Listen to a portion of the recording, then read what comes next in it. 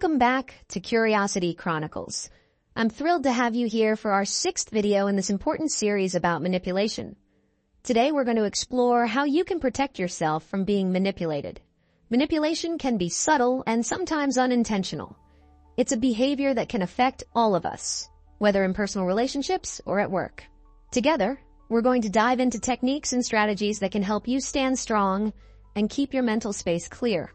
By the end of this video, you'll have practical tools at your disposal to recognize, confront, and protect yourself against manipulation. Let's get started. Let's start by discussing some psychological self-defense techniques. Think of these as tools that help you protect yourself from manipulation by building personal mental armor. First, let's talk about recognizing your emotions. Pay close attention to how certain interactions make you feel. If you start noticing feelings like anxiety, guilt, or confusion, that's often a sign that you should pause and reflect. These feelings are not random. They're your mind's way of alerting you that something may be wrong or manipulative in the interaction. Mindfulness practices, such as meditation, deep breathing exercises, or simply taking a pause, can help you stay grounded in tense moments. Imagine, for example, that you're in a heated conversation and feel tension building. Instead of reacting immediately, take a few slow, deep breaths to clear your mind. This small action can bring you clarity and give you control over your response, allowing you to react thoughtfully instead of impulsively. Next, let's discuss assertiveness. Being assertive doesn't mean being aggressive. It's about expressing your thoughts and needs clearly and respectfully. For example, instead of saying, "I guess I'll help you," you might say, "I can help you, but I need to prioritize my own tasks first." This way, you're still being helpful without sacrificing your own responsibilities or boundaries. Take Jason, for example. He worked in a place where a colleague often used guilt to pressure him into covering her shifts. Over time, Jason started noticing how anxious he felt every time she approached him. After recognizing this pattern, he decided to try mindfulness techniques. So whenever he felt that familiar guilt rising, he would pause, breathe deeply, and assess the situation objectively. This small change helped him gain clarity and allowed him to respond assertively, saying, "No, I can't do that right now." Standing his ground felt empowering, and it helped him to set boundaries while keeping his emotions in check. Now let's discuss specific defense strategies. These strategies will help you stay in control and resist manipulation in different situations. First, make it a habit to question everything. When someone makes a request or a statement that leaves you feeling uncomfortable, ask yourself some clarifying questions like, "Why am I feeling this way? Does this request actually seem fair, or am I feeling pressured to agree without reason?" This kind of self-reflection can help you trust your own instincts and avoid going along with things that don't feel right. It's a way to keep yourself from being easily influenced by manipulative tactics. Next, protect yourself by maintaining clear boundaries. Boundaries are essential for guarding your time, energy, and mental space. For example, if someone asks for your help with a lot of tasks, you might respond by saying, "I can help you with one thing, but I can't take on everything at once." This straightforward statement keeps you from being overwhelmed while making your limits clear to others. And don't overlook the power of humor. Using humor, like making a lighthearted joke, can diffuse a tense situation and show others that you're not easily influenced. For instance, if someone tries to pressure you into doing something, you might smile and say, "You're really good at making things sound fun, but I'll pass this time." This can ease the tension and make it clear that you're not an easy target for manipulation. Here's a fun challenge for you. Next time you sense that someone is trying to manipulate you, try responding with a touch of humor. Humor not only breaks the tension, but it also shows that you're not easily swayed. And speaking of humor, if you'd like to avoid any manipulation in the future, don't forget to subscribe. I promise not to guilt trip you too much. Next, let's talk about enhancing your critical thinking skills.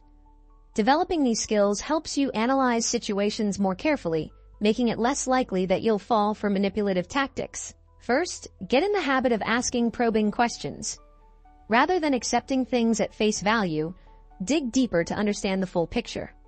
For example, if someone tells you something that seems suspicious or exaggerated, ask yourself, "Why are they telling me this? What do they want me to believe or do?" Additionally, in today's media-driven world, it's crucial to assess the credibility of your information sources. Ask yourself, is this source reliable? Could there be any bias? This way, you're less likely to be misled by misleading or manipulated information. Reflective thinking is another essential part of critical thinking. This means taking time to look back on your experiences and decisions, examining what went well and what could have been improved. For instance, after a conversation or interaction where you felt pressured, reflect on it. Think about questions like, did I feel pressured into agreeing with something? How could I handle a similar situation in the future? Practicing this kind of reflection makes you more aware of manipulation tactics and helps you develop strategies to protect yourself. Research shows that people with strong critical thinking skills are 50% less likely to fall victim to manipulative tactics. This shows just how important it is to sharpen your critical thinking abilities as part of your defense against manipulation. Let's move on to some practical methods and exercises that you can start using in your daily life to strengthen your defenses against manipulation.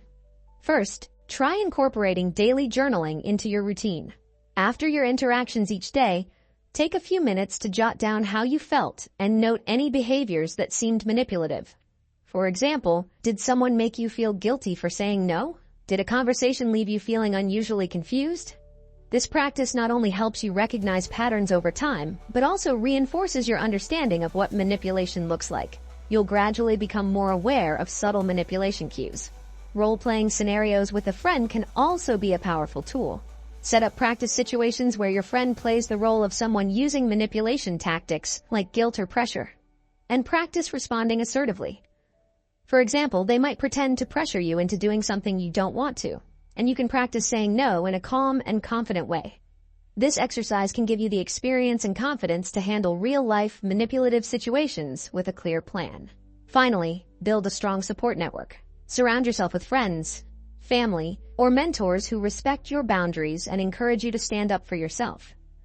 Having people around who help you recognize manipulation and offer a safe space to talk about it can make a huge difference.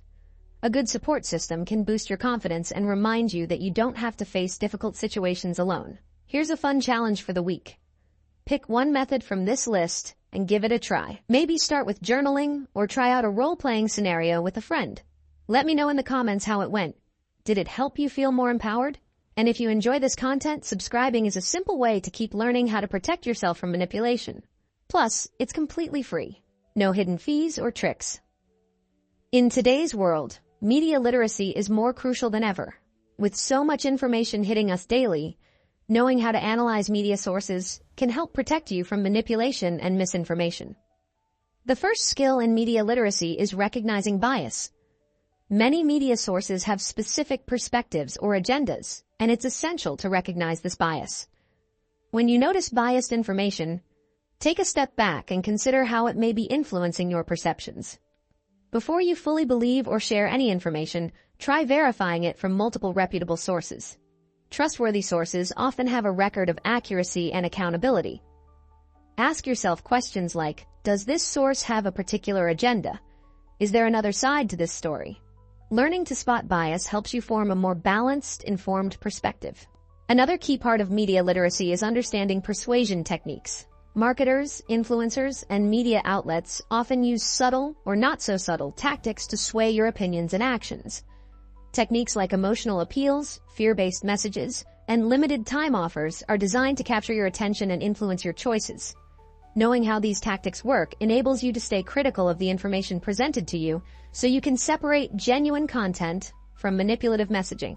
For example, take Mia, for instance. She used to follow several influencers on social media and often found herself buying products they recommended without much thought. After taking a media literacy course, Mia started noticing that many of these endorsements were simply marketing tactics. She began questioning their motives, asking herself, are they genuinely endorsing this product, or is this just a paid promotion?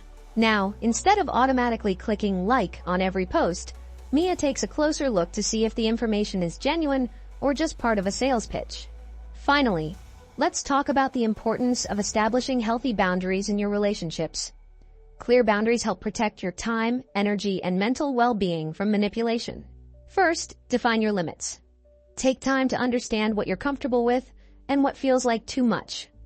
Knowing your limits is essential, so when someone asks you for help or tries to involve you in a situation, you're clear on what you're willing and able to do.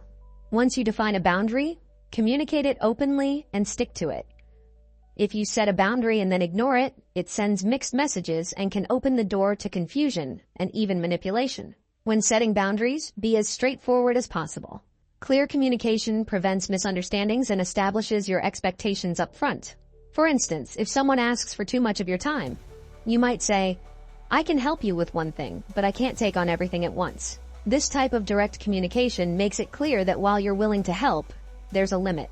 Let's consider Tom, who had a friend that frequently asked for favors without considering Tom's schedule or needs. Tom realized he felt overwhelmed and unappreciated, so he decided to set a boundary. He told his friend, "I'm happy to help, but I can't always be available on short notice." Although his friend was surprised at first, Tom stayed firm in his boundaries. Over time, his friend learned to respect Tom's limits, and their relationship became healthier and more balanced. That's all for today's episode of Curiosity Chronicles. Thank you for joining me on this journey to understand manipulation and how to protect ourselves. Remember, knowledge is power. The more we learn together, the better equipped we become to face manipulation in our lives. As we work to protect ourselves, let's also remember to stay authentic. Authenticity makes us truly human, and there's real strength in being genuine. Normality isn't a flaw, it's what connects us all, and that's something valuable. If you have the chance to help someone, do it from the heart. Humanity thrives on compassion and genuine actions, and authenticity is the core of positive change. Let's use what we learn responsibly and for good, never for harm. Sadly, there are people who suffer because of others' misuse of power or manipulation. So, let's be heroes, not villains. And even if villains sometimes feel regret or are driven by corrupt influences, we have the choice to live with purpose and act from the heart. Positive change starts with each of us. If you found this video helpful, please give it a thumbs up, subscribe, and hit that notification bell to stay updated on our latest content. Your support means the world to me, and I love learning alongside you. Stay curious, stay strong, live with authenticity, and I'll see you in the next video.